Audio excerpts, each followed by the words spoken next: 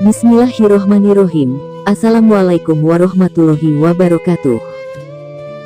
Dalam salah satu ayat Al-Quran, Allah menegaskan bahwa dalam diri Nabi Muhammad terdapat suri tauladan yang baik atau uswatun hasanah. Karena itu, setiap muslim harus mengetahui kisah hidup atau biografi Nabi Muhammad agar bisa meneladaninya dengan baik dan benar. Nabi Muhammad SAW adalah nabi dan rasul terakhir yang ditugaskan Allah untuk menyampaikan risalah langit kepada seluruh umat manusia. Agama yang dibawanya adalah penyempurna dari agama yang dibawa para nabi dan rasul sebelumnya. Beliau menyebarkan agama Islam kepada umatnya dengan penuh rintangan dan penuh perjuangan, sebab kala itu masyarakat Mekah sudah beribu-ribu tahun menyembah berhala.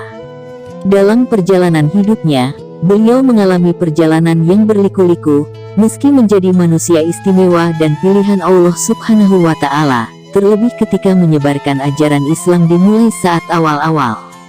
Beliau menghadapi berbagai macam rintangan, seperti tentangan, penolakan, halangan, dan bahkan upaya pembunuhan. Kendati demikian, beliau menghadapi itu semua dengan penuh kesabaran, karena beliau tahu, beliau diutus oleh Allah Subhanahu wa Ta'ala ke dunia itu tidak lain dan tidak bukan adalah sebagai rahmat bagi seluruh alam semesta. Ada banyak pendapat dan riwayat terkait dengan biografi Nabi Muhammad, terutama tentang hari kelahirannya. Namun menurut riwayat yang paling masyhur, Nabi Muhammad lahir pada tahun Gajah, tahun di mana Raja Abrahah dari Yaman dan pasukan bergajahnya menyerang Ka'bah. Persisnya, tanggal 12 Rabiul Awal atau bertepatan dengan tanggal 29 Agustus tahun 580 Masehi di Makkah.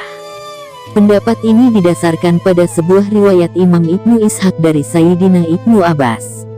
Rasulullah dilahirkan di hari Senin, tanggal 12 di malam yang tenang pada bulan Rabiul Awal tahun Gajah. Diriwayatkan bahwa banyak kejadian ajaib dan luar biasa terjadi, baik pada saat-saat sebelum dan sesaat setelah Nabi Muhammad lahir. Pada malam menjelang kelahiran Nabi, pintu-pintu surga dibuka lebar, pintu-pintu neraka ditutup rapat, ribuan malaikat turun ke bumi, bintang-bintang bersinar terang, dan burung-burung yang penuh cahaya memenuhi rumah Sayyidah Aminah ibunda Nabi Muhammad.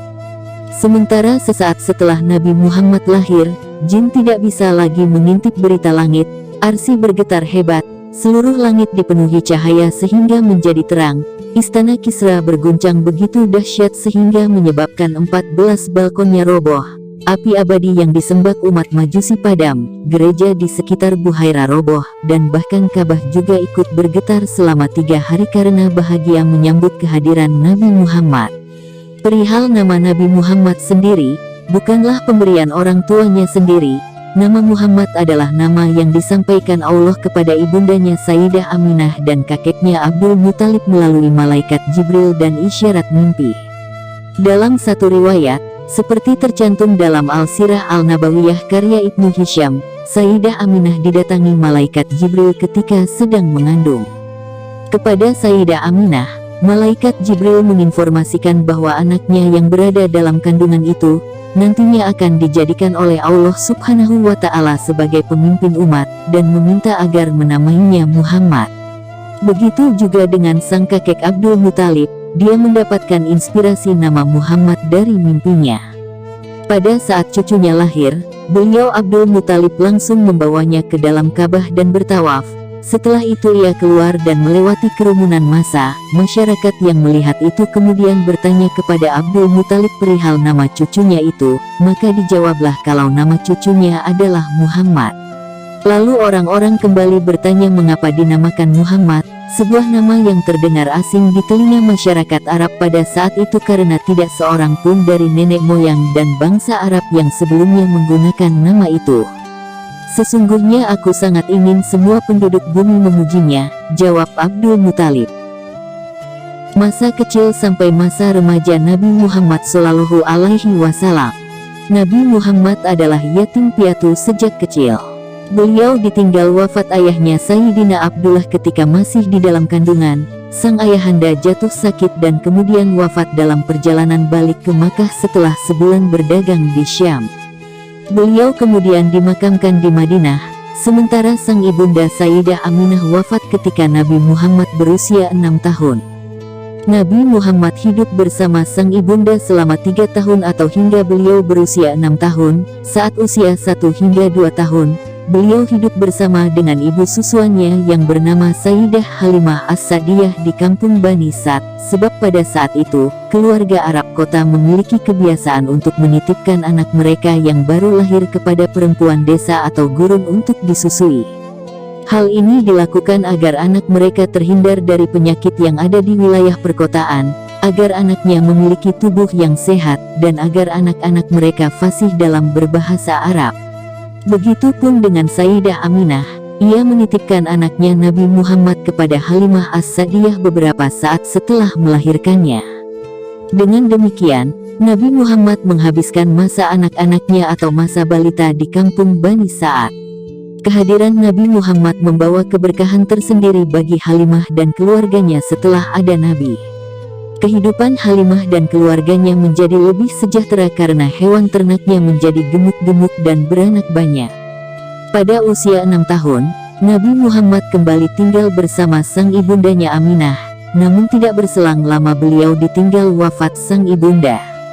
Nabi kemudian diasuh oleh kakeknya sendiri yaitu Abdul Muthalib, namun juga tidak lama kemudian kakeknya juga wafat, dan selanjutnya Nabi diasuh oleh pamannya sendiri yaitu Abu Thalib.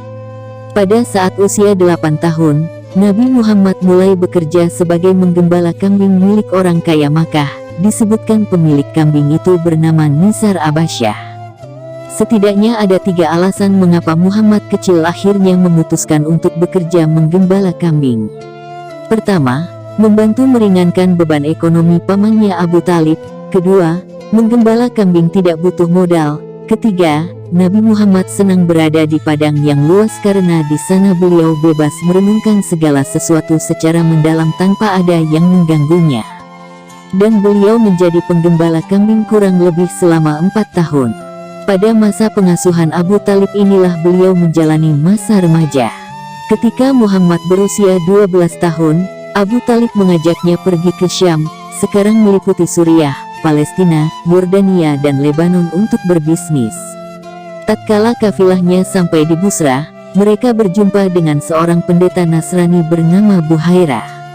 Saat melihat Nabi Muhammad, dia mulai memperhatikannya dengan penuh keheranan dan ketakjuban, lalu pendeta Buhairah menghampiri dan berbicara dengannya.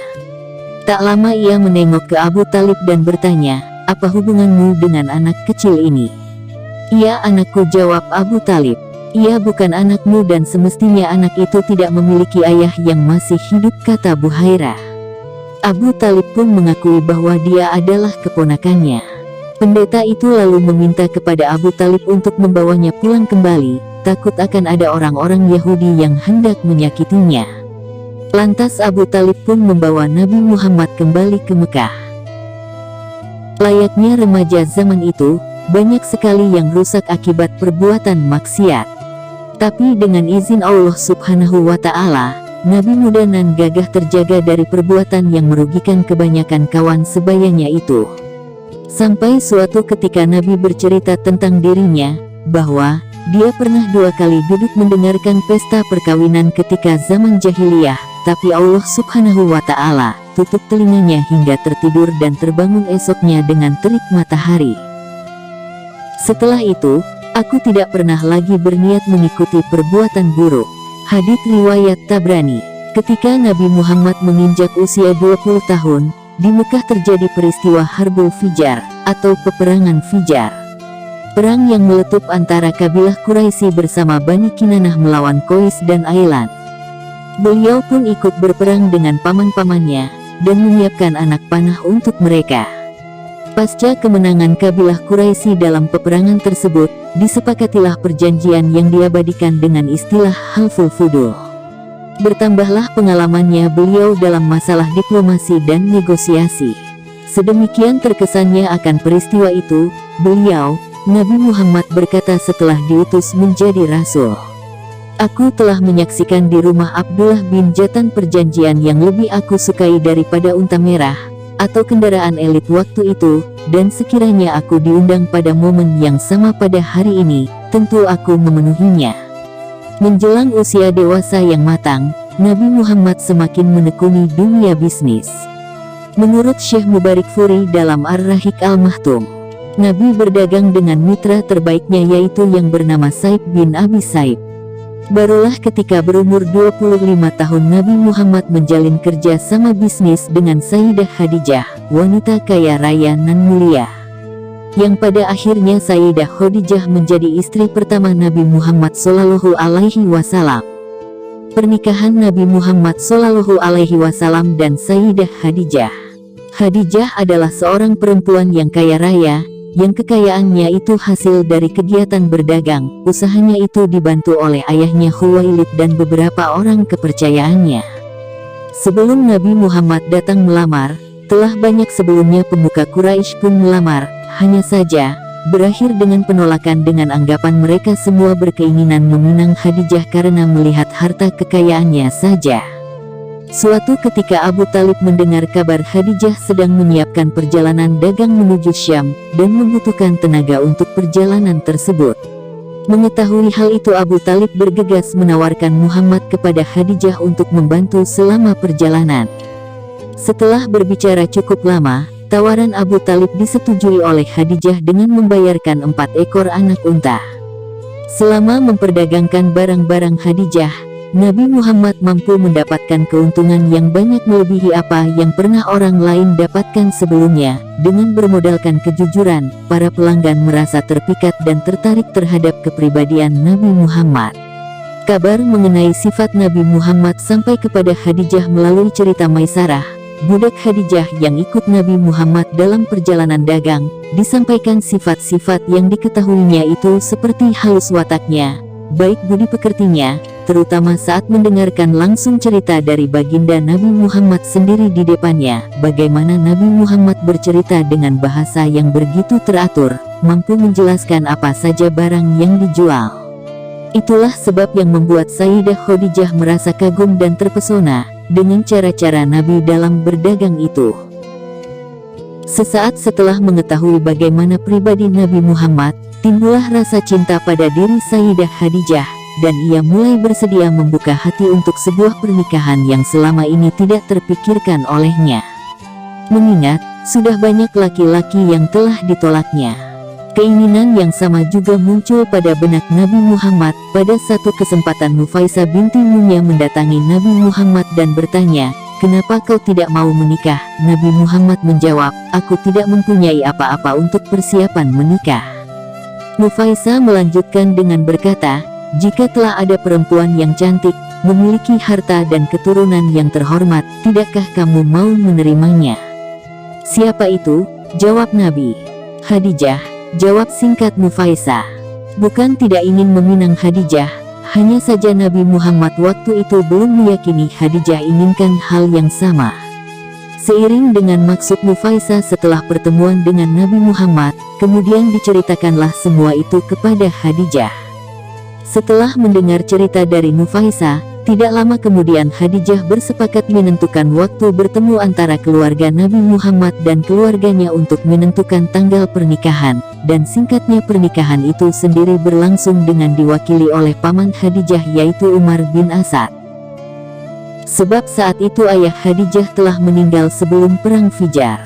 Dengan demikian, dimulailah kehidupan baru Nabi Muhammad dan Khadijah sebagai suami istri. Waktu itu Nabi Muhammad berumur 25 tahun dan Khadijah 40 tahun. Khutbah paman Nabi Abu Thalib saat meminang Sayyidah Khadijah. Segala puji bagi Allah Subhanahu wa Ta'ala yang telah menjadikan kita anak keturunan Ibrahim, hasil tumbuhan Ismail, dan berasal usul dari Ma'at, serta unsur kejadian dari Mudar.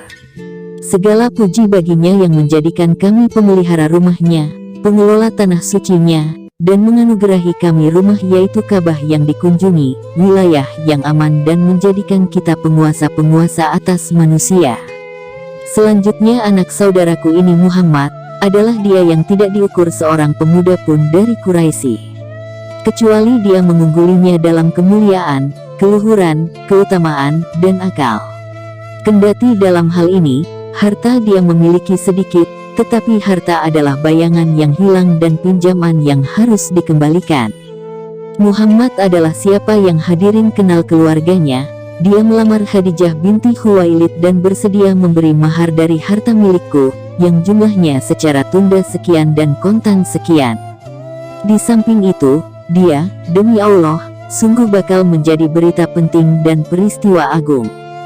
Khutbah Abu Talib kemudian dibalas oleh Ammar bin Asad dengan singkat, yaitu, ini adalah unta jantan yang tidak dipotong atau ditandai hidungnya. Kalimat Ammar bin Asad merupakan sebuah perumpamaan di dalam masyarakat Arab yang memiliki keturunan yang baik, dan diberi kebebasan untuk mendekati unta betina untuk melanjutkan keturunannya.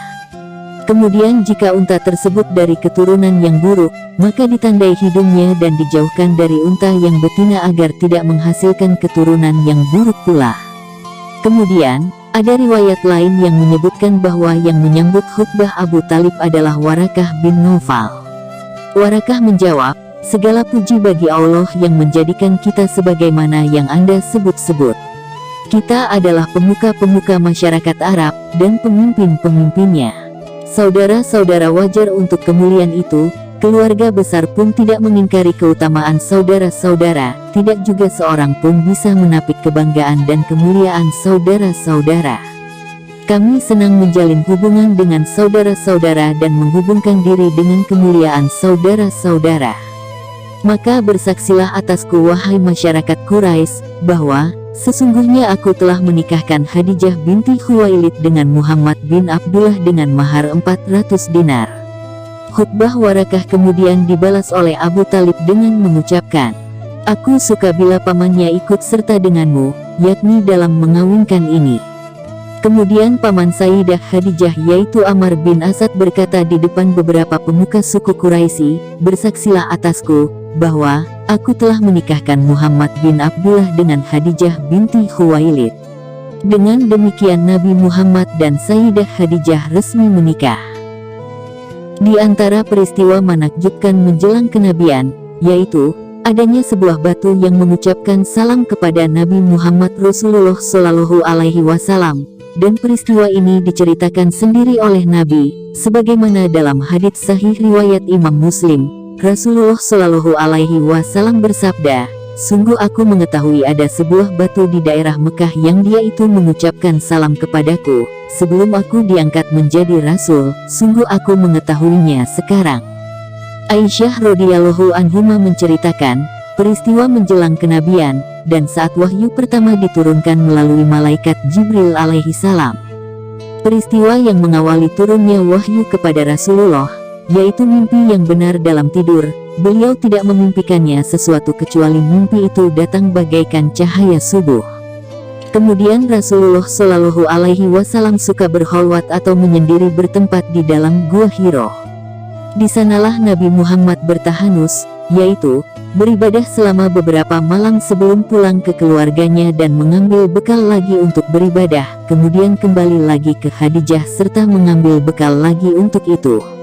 Peristiwa ini berulang terus sampai Al-Haq datang kepadanya. Namun tidak ada riwayat yang menjelaskan cara Nabi beribadah pada waktu itu.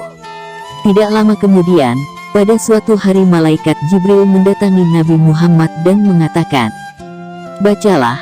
Nabi Muhammad menjawab, saya tidak bisa membaca. Lalu malaikat Jibril merangkulku sampai aku merasa kepayahan. Kemudian dia melepasku dan mengatakan, bacalah. Nabi menjawab, saya tidak bisa membaca. Dia merangkulku untuk kali kedua sampai aku merasa kepayahan. Kemudian dia melepasku dan mengatakan, bacalah. Nabi menjawab lagi, saya tidak bisa membaca. Dia merangkulku untuk ketiga kalinya sampai aku merasa kepayahan lagi. Kemudian dia melepasku dan mengatakan, bacalah dengan menyebut nama Rabbmu yang menciptakan. Dia telah menciptakan manusia dari segumpal darah. Bacalah, dan Rabbmulah yang paling pemurah, yang mengajar manusia dengan perantaraan kalam. Dia mengajarkan kepada manusia apa yang tidak diketahuinya. Kemudian Rasulullah Shallallahu Alaihi Wasallam pulang dengan hati gemetar. Beliau masuk ke rumah, lalu berseru kepada istrinya Sayyidah Khadijah, selimuti aku, selimuti aku. Kemudian beliau diselimuti sampai rasa takutnya hilang. Lalu setelah beliau tenang, lalu beliau menceritakan apa yang dialaminya kepada Khadijah. Kemudian beliau berkata, "Aku mengkhawatirkan diriku sendiri."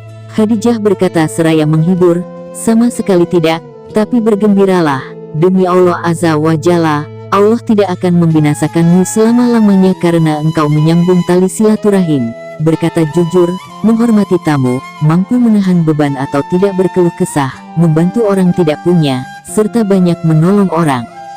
Tidak lama kemudian lalu Sayyidah Khadijah membawanya mendatangi Warakah bin Naufal bin Asad bin Abdul Uzza atau sepupunya sendiri, yaitu anak dari saudara bapaknya. Pada masa jahiliyah Warakah ini penganut agama Nasrani, dia bisa menulis kitab dalam bahasa Ibrani, dia menulis Injil dalam bahasa Ibrani sesuai dengan kehendak Allah. Kondisinya pada saat itu sudah lanjut usia dan tidak dapat melihat. Sayyidah Khadijah berkata kepadanya, "Wahai anak pamanku, dengarkanlah cerita dari anak saudaramu ini." Warakah menyahut, "Wahai anak saudaraku, apa yang engkau lihat?" Maka Nabi Muhammad mulai menceritakan apa yang dilihatnya dan dialaminya. Setelah mendengar cerita itu Warakah berkata, "Ini adalah namus yang pernah turun kepada Nabi Musa alaihi salam. Seandainya aku masih muda saat itu, seandainya aku masih hidup dikala engkau diusir oleh kaummu." Mendengar ini Rasulullah langsung bertanya, "Apakah mereka akan mengusirku?" Warakah menjawab, "Ya, tidak ada seorang pun yang datang membawa seperti yang apa engkau bawa, kecuali dia akan dianiaya. Seandainya aku masih mendapatkan zamanmu pasti aku akan benar-benar menolongmu." Dan tak lama setelah pertemuan itu kemudian Warakah meninggal dunia.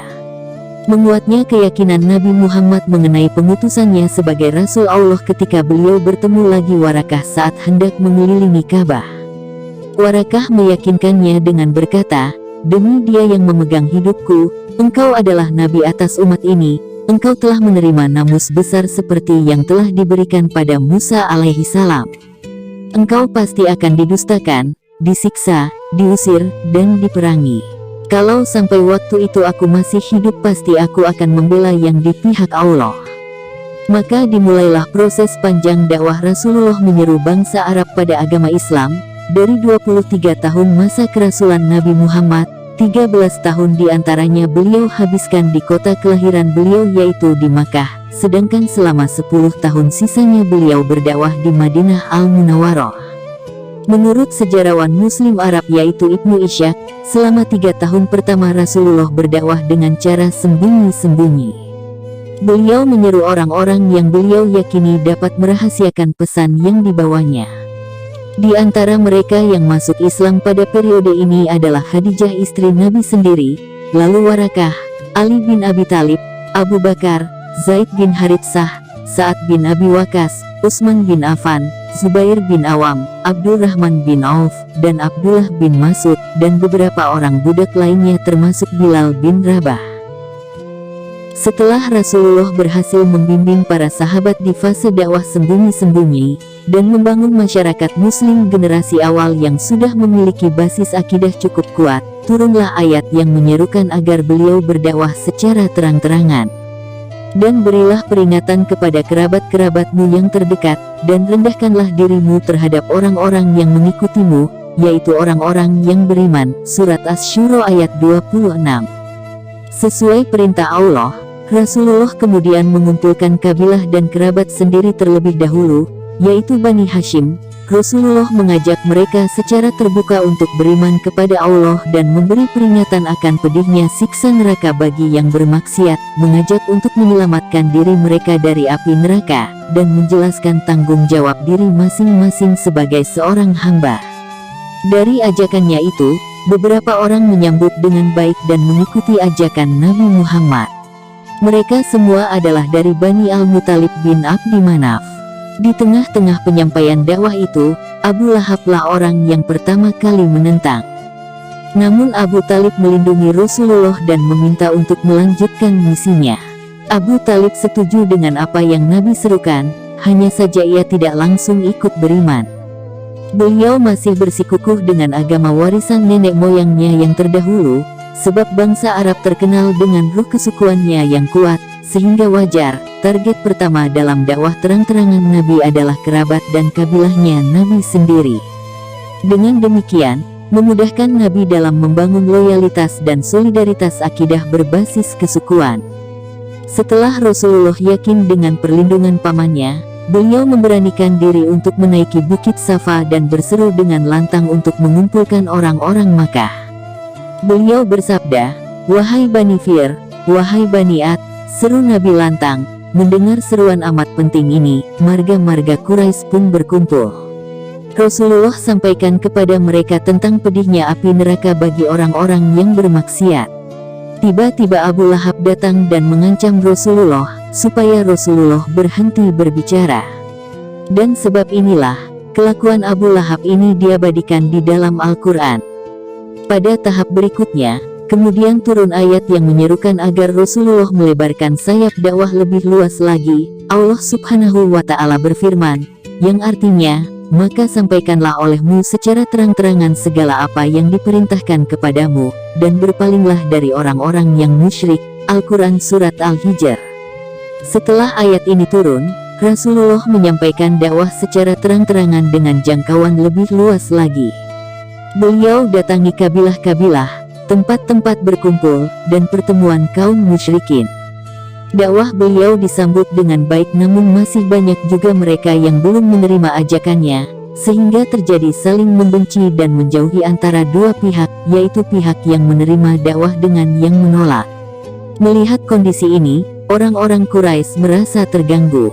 Seruan dakwah secara terang-terangan ini dimulai dari kerabat Rasulullah sendiri, yaitu Bani Hashim. Dengan demikian, sebelum menyampaikan kepada orang lain, wahyu yang turun betul-betul tertanam dalam diri sendiri terlebih dahulu, sehingga lebih siap menerima dasar-dasar, aturan, dan hukum-hukum Allah Subhanahu wa Ta'ala.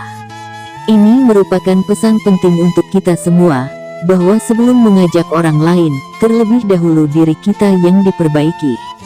Mulailah dengan diri sendiri. Rasulullah sendiri pernah bersabda, "Mulailah dengan dirimu sendiri dan kemudian keluargamu." Hadits riwayat Muslim. Abul Aswad Ad-Duali, seorang bapak bahasa Arab dari Bani Kinanah, berkata dalam syairnya, "Wahai orang yang mengajari orang lain, tidakkah kau mengajari dirimu dulu sebelum orang lain? Pantaskah kau tanamkan pada akal kami sifat mulia, tapi ternyata engkau kosong dari sifat mulia itu?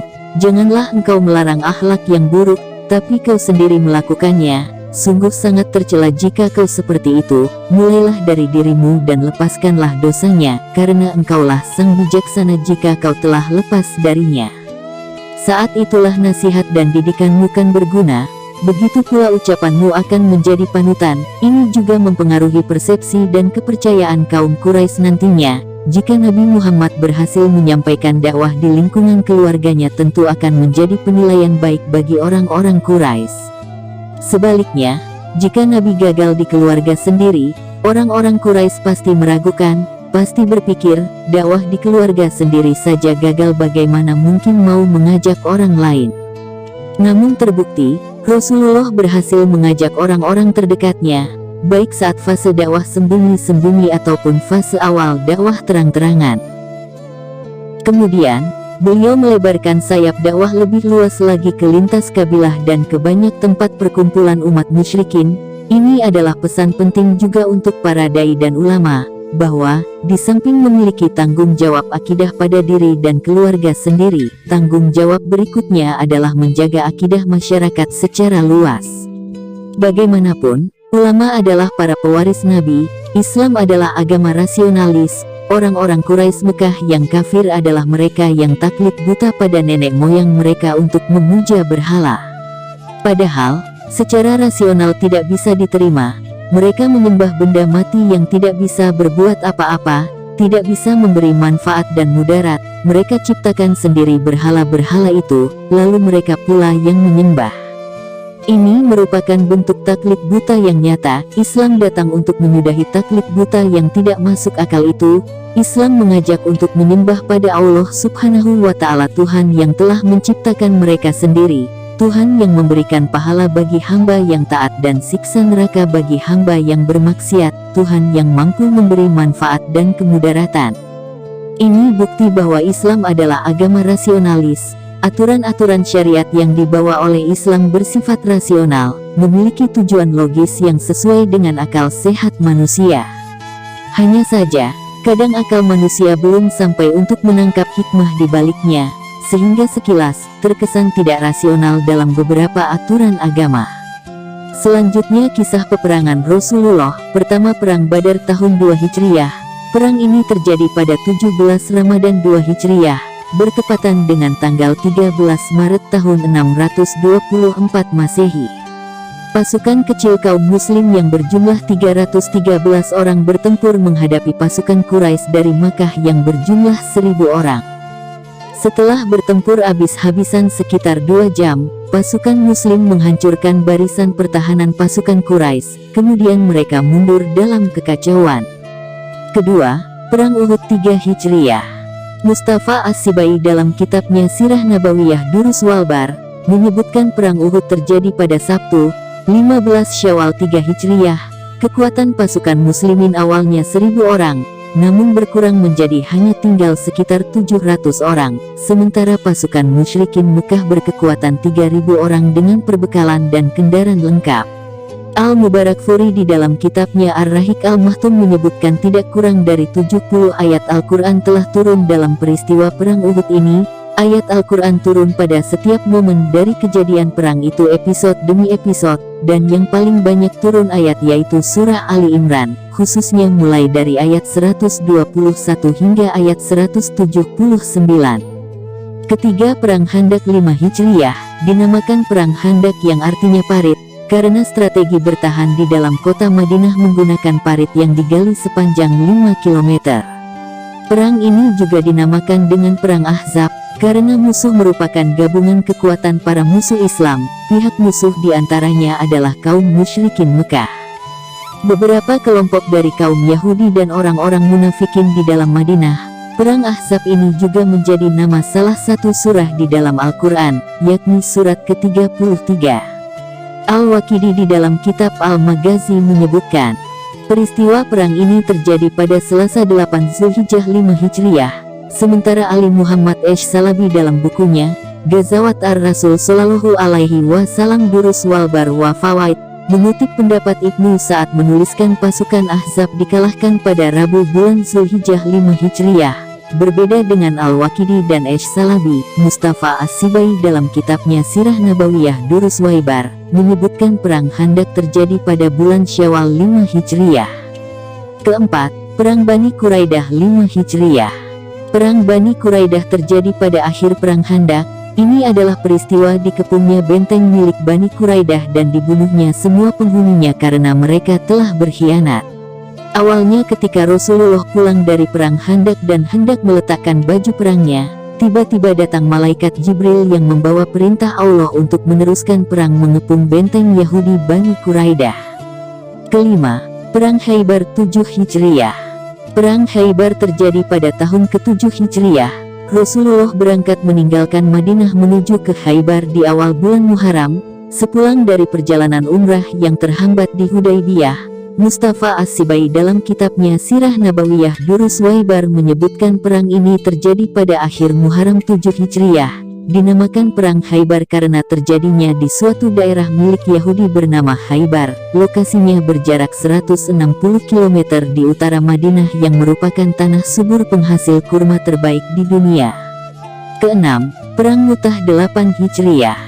Perang Mutah terjadi di suatu tempat yang bernama Mutah, yakni suatu desa di sebelah tenggara Laut Mati di arah perjalanan ke negeri Syam. Saat ini tempat tersebut bernama Kur.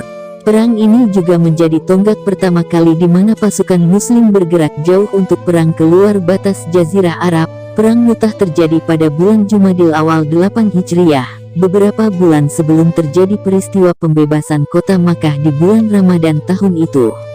Penguasa Busra merupakan bawahan Kaisar Heraklius. Penyebab Perang Mutah karena dibunuhnya utusan yang membawa surat dari Nabi Muhammad kepada para penguasa Busra. Yang isi surat itu adalah Nabi mengajak penguasa Busra memeluk Islam.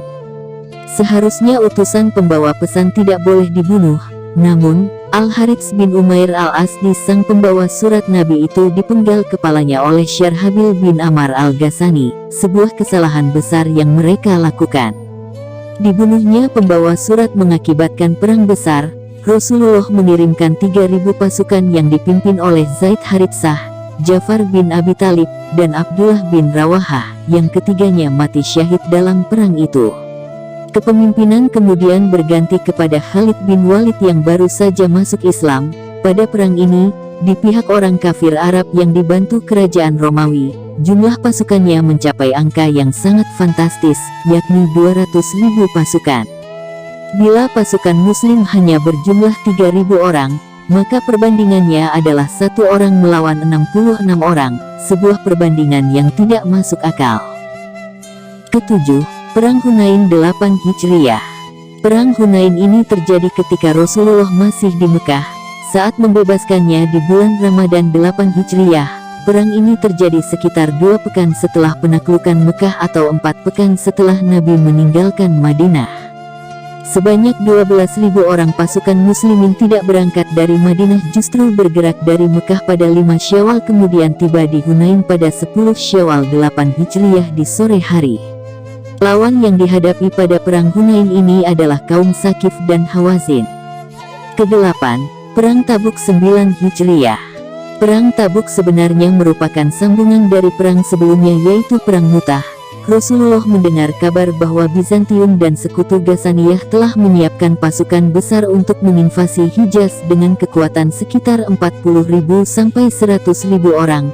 Di lain pihak, Kaisar Romawi Heraklius menganggap kekuasaan kaum muslimin di Jazirah Arab berkembang dengan pesat, maka daerah Arab harus segera ditaklukkan sebelum orang-orang muslim menjadi terlalu kuat dan dapat menimbulkan masalah bagi Bizantium. Untuk melindungi umat Islam di Madinah, Rasulullah melakukan aksi preventif dan menyiapkan pasukan yang terdiri dari 70.000 orang. Ini adalah jumlah pasukan terbanyak yang pernah dimiliki umat Islam. Maka pada bulan Rajab 9 Hijriyah Nabi memaklumatkan Perang Tabuk, 6 bulan setelah peristiwa pengepungan Taif.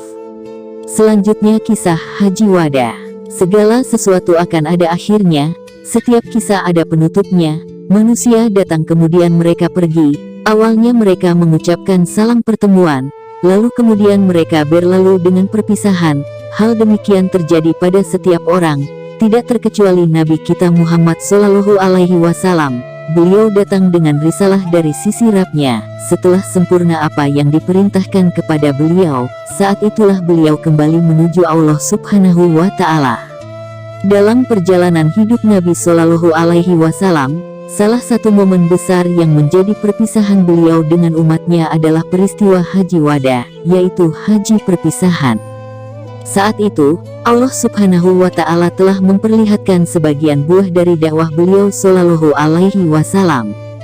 Sebelum beliau berpulang ke Rafiqul A'la, beliau diperlihatkan hampir semua wilayah di Jazirah Arab telah menerima cahaya Islam. Orang-orang berbondong-bondong memeluk agama Allah. Agama Islam telah kokoh. Bendera-bendera tauhid telah berkibar di berbagai tempat, dan Mekah telah kembali kepada hakikat di mana Allah ditauhidkan dan tidak disekutukan dengan sesuatu apapun. Pada akhir tahun 10 Hijriyah, tampaklah beberapa tanda yang mengindikasikan bahwa ajal Rasulullah telah dekat. Hal ini merupakan salah satu bentuk rahmat dan kasih sayang Allah kepada kaum muslimin. Dengan tanda-tanda tersebut mereka bisa mempersiapkan jiwa mereka untuk menerima suatu musibah berat yang akan menimpa mereka. Karena tidak ada musibah yang lebih berat bagi para sahabat melebihi musibah ditinggal oleh Rasulullah. Di antara tanda-tanda tersebut adalah ditaklukkannya kota Mekah, masuk Islamnya tokoh-tokoh Bani Sakif di Taif, kedatangan delegasi dan utusan negara-negara non-Islam menuju Madinah untuk memeluk Islam, dan sebagian lain-lainnya. Ini beberapa tanda yang menunjukkan sudah dekatnya ajal Rasulullah Shallallahu Alaihi Wasallam. Imam An-Nasai meriwayatkan dalam kitab tafsirnya bahwa Ibnu Abbas mengatakan tentang surat An-Nasr ini, ketika diturunkan, ia mengabarkan wafatnya Rasulullah, maka beliau lebih meningkatkan ketekunan dalam urusan akhirat.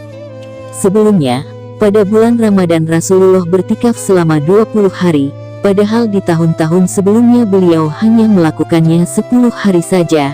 Saat itikaf adalah saat di mana seseorang menyibukkan diri beribadah kepada Allah dan mengurangi interaksi dengan orang di sekitarnya. Ini merupakan pembelajaran dan persiapan bagi para sahabat. Beliau mengurangi dan sedikit berinteraksi dengan mereka sebelum nanti beliau akan meninggalkan mereka selamanya. Demikian juga di bulan Ramadan di tahun tersebut, Jibril yang biasanya menyimak bacaan Al-Quran Nabi dalam 1 kali khatam, namun pada tahun itu Jibril menyimak dengan 2 kali khatam. Nabi juga berpesan kepada Muaz bin Jabal yang beliau utus ke Yaman. Beliau bersabda, "Wahai Muaz, sesungguhnya engkau mungkin tidak bertemu aku lagi setelah tahun ini, dan mungkin saja engkau akan melewati masjidku ini dan kuburanku ini." Maka Muaz pun menangis takut berpisah dengan Rasulullah Shallallahu Alaihi Wasallam. Hadis riwayat Ahmad. Pada bulan Zulqa'dah tahun 10 Hijriah, mulailah Nabi Muhammad mempersiapkan diri untuk menunaikan haji yang pertama sekaligus yang terakhir dalam kehidupan beliau, yang kemudian dicatat sejarah dengan istilah Haji Wada. Rasulullah menyeru kaum muslimin dari berbagai kabilah untuk menunaikan ibadah haji bersamanya. Diriwayatkan, jamaah haji pada tahun itu berjumlah lebih dari 100.000 orang. Rasulullah Shallallahu Alaihi Wasallam berangkat dari Madinah menuju Mekah saat bulan Zulqa'dah. Beliau berangkat setelah menunaikan salat zuhur dan sampai di Zulhulaifah sebelum asyar. Di tempat itu, beliau menunaikan salat asyar dengan qashar, kemudian mengenakan pakaian ihram. Setelah menempuh 8 hari perjalanan, sampailah Rasulullah Shallallahu Alaihi Wasallam di tanah kelahirannya, yaitu tanah suci Mekah Al-Mukarramah. Beliau bertawaf di Ka'bah. Setelah itu sa'i antara Safa dan Marwah. Pada tanggal 8 Zulhijjah Nabi berangkat menuju Mina. Beliau salat zuhur, asyar, maghrib, dan isya di sana, kemudian bermalam di Mina dan menunaikan salat subuh juga di tempat itu. Setelah matahari terbit, beliau berangkat menuju Arafah. Setelah matahari mulai bergeser condong ke barat, beliau mulai memberikan khotbah. Di akhir khotbahnya, Nabi bersabda, "Kalian akan ditanya tentangku, apakah yang akan kalian katakan?" Jawab para sahabat, "Kami bersaksi bahwa sesungguhnya engkau telah menyampaikan risalah, telah menunaikan amanah dan telah menasihati." Maka ia berkata dengan mengangkat jari telunjuk ke arah langit, lalu ia balikkan ke manusia, "Ya Allah saksikanlah, ya Allah saksikanlah," sebanyak 3 kali. Hadis riwayat Muslim. Inilah momen terbesar berkumpulnya Rasulullah Shallallahu Alaihi Wasallam dengan umatnya untuk terakhir kalinya. Beliau mengulang-ulang ucapan, "Bukankah aku telah menyampaikan? Bukankah aku telah menyampaikan?" Persaksian dari umatnya sendiri bahwa beliau telah menyampaikan risalah yang telah Allah amanahkan kepada beliau sekaligus sebagai pertanda sudah dekatnya ajal beliau. Detik-detik wafatnya Rasulullah Shallallahu Alaihi Wasallam. Sebelum ajal menjemput, beliau memang sakit sampai tidak bisa mengimami salat jamaah di masjid. Hingga pada suatu hari datanglah malaikat maut bertamu ke rumah beliau untuk mengambil ruh Rasulullah yang mulia. Kedatangan tamu itu sebenarnya ditolak oleh putri tercinta Sayyidah Fatimah Az-Zahra, tetapi setelah Rasulullah menjelaskan bahwa yang datang adalah malaikat maut, akhirnya Fatimah mempersilakan masuk. Malaikat maut datang menghampiri. Rasulullah menanyakan kenapa malaikat Jibril tidak ikut menyertainya. Kemudian dipanggillah malaikat Jibril yang sebelumnya sudah bersiap di atas langit dunia menyambut ruh kekasih Allah dan penghulu dunia ini. Ketika malaikat Jibril datang ke hadapan Rasulullah, beliau berkata, "Ya Jibril, jelaskan apa hakku nanti di hadapan Allah?" tanya Rasulullah dengan suara yang lemah. "Pintu-pintu langit telah terbuka, para malaikat telah menanti ruhmu, semua surga terbuka lebar menanti kedatanganmu," kata Jibril. Tapi ternyata jawaban itu tidak membuatkan Rasulullah lega, mata beliau masih penuh kecemasan. "Apakah engkau tidak senang mendengar kabar ini?" tanya Jibril lagi. "Kabarkan kepadaku bagaimana nasib umatku kelak," ucap Rasulullah. "Jangan khawatir, wahai Rasul Allah, aku pernah mendengar Allah berfirman kepadaku, kuharamkan surga bagi siapa saja, kecuali umat Muhammad telah berada di dalamnya," kata Jibril. Detik-detik semakin dekat. Saatnya malaikat maut menjalankan tugasnya. Perlahan ruh Rasulullah ditarik. Nampak seluruh tubuh Rasulullah bersimbah peluh. Urat-urat lehernya menegang. "Jibril, betapa sakit sakaratul maut ini," ucap beliau. Perlahan Rasulullah mengaduh, putri tercinta Fatimah pun hanya bisa terpejam, sementara Sayyidina Ali karramallahu wajhah yang di sampingnya menunduk semakin dalam dan Jibril memalingkan wajahnya. Jijikkah engkau melihatku hingga kau palingkan wajahmu wahai Jibril? Ujar Rasulullah pada malaikat pengantar wahyu itu, siapakah yang sanggup melihat kekasih Allah direnggut ajal, kata Jibril.